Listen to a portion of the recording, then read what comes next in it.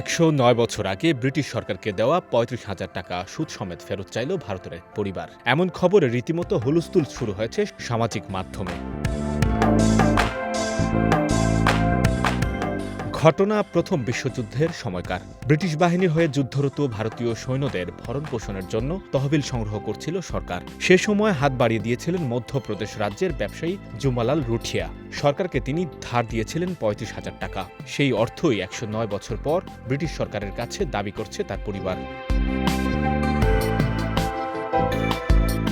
বিবিসির এক প্রতিবেদনে জানা গেছে ১৯১৭ সালের ৪ জুনের একটি শংসাপত্রই ৩৫,০০০ টাকার এই আর্থিক লেনদেনের প্রমাণ বলে দাবি করছে রুঠিয়া পরিবার। জানা গেছে এই অর্থ ভোপাল এজেন্সিতে কর্মরত ব্রিটিশ সরকারের এক কর্মকর্তার মাধ্যমে সরকারকে দেওয়া হয়েছিল।